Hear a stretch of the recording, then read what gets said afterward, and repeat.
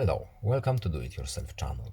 Today I will show you where to find the option and how to turn on emergency SOS function in Samsung Galaxy S22. So where to find it, how to turn it on.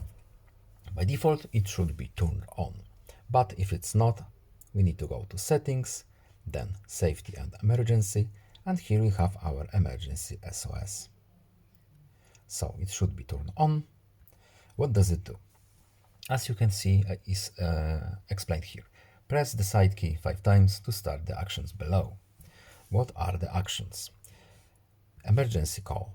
We can use these numbers, or we can add custom number, for example, a member of our family or someone else. That's all. Our emergency SOS function is turned on. I hope this video was helpful to you. Please leave a like and subscribe. Have a nice day and see you in the next video. Goodbye.